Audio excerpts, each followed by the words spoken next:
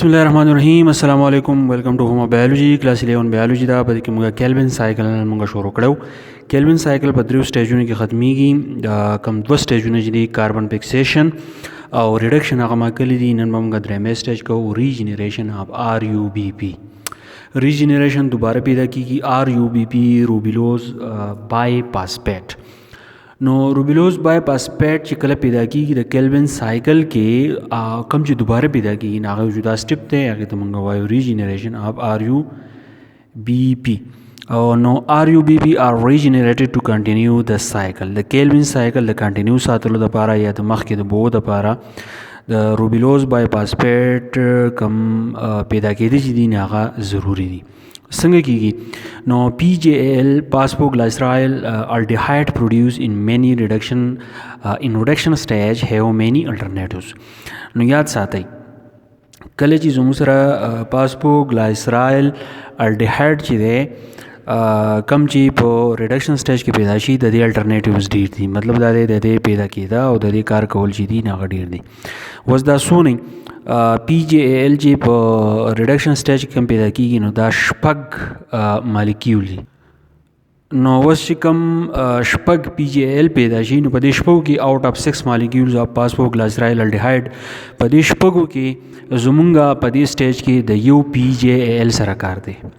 نو one molecule of PGAL leaves the cycle to be used by the plants for making glucose and other organic compound. نو شپږ phosphoglycerol aldehyde چې کله پیدا شي نو په دې کې یو phosphoglycerol aldehyde چې دی هغه دا سایکل چې دی دا پری دی. کله چې دا کیلوین سایکل پری دی نو هم په دې کلوروپلاست کې دننه دا چل اوشي چې دی د پلانټ کې چې کم ګلوکوز پیدا کیږي نو د هغه ګلوکوز په جوړولو کې دا مدد ورکړي او نور داسې ارګینیک کمپاوند چې هغه جوړیږي د هغې په جوړښت کې دا مدد ورکړي. نو اوس خو په دې شپو کې یو په ګلوکوز جوړولو کې استعمال شو دا 5 بس کوي.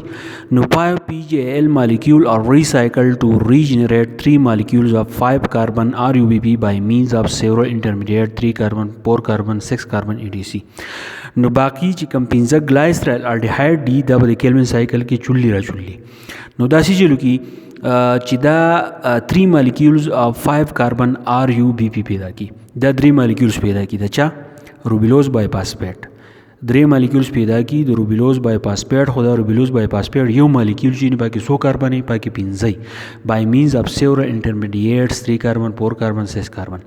خو دا چې کله د 15 کاربن والا یو RuBp پیدا کیږي نو په دې کې مدد ورکوي د کاربن نه چې دا هیلپ علي او دا روبیلوز بای فاسفیټ چې نه دا پیدا کوي. وس چې کله دا پروسس کیږي روبیلوز بای فاسفیټ پیدا کیږي نو دیس پروسس السو یوز سم ATP. نو دې پروسس لپاره د ATP پیدا کوي چې ATP انرژي ورکوي او د انرژي چې کله دا ورکوي نو روبیلوز بای فاسفیټ یې مدد سره چې پیدا کوي. نو روبیلوز بای فاسفیټ از دین ریډي ټو ایکسپټ کاربن ډای اکساید اینڈ ریسټارټ د سایکل. نو اس په دې کې روبیلوز بای فاسفیټ دا چلو کې چې کله فوټوسینتھیسس کیږي نو کاربن ډای اکساید چې دا جذب کی ایکسپټ کی او دا کیلوین سایکل چې دا ریسٹارٹ کی. with regeneration of rubulose by phosphate Kelvin cycle or dark reaction complete. نو په دې کې دا سایکل چې دی کمپلیټ شي خو د کاربن ډای اکساید ایکسپټ کولو سره چلو شي دا کم سایکل چې دی دا کمپلیټ شي. نو یو پیره ته شارټ کټ سمری ما چې ریډکشن اف RuBp ریجنریشن اف RuBp مطلب دا دی چې روبیلوز بای فاسفیټ چې دی هغه به دوباره پیدا کیږي. دا څنګه پیدا کیږي چې زموږ سره په ریډکشن سټیټ کې phosphoglycerol aldehyde چې دي هغه پیدا شوي دي. کم phosphoglycerol aldehyde چې زموږ سره کم پیدا شوي دي نو هغه شپږ په دې کې یو دا چل وکړي چې هغه د پلانټ لپاره چې د ګلوکوز جوړ کړي باقي 15 پاتې شي.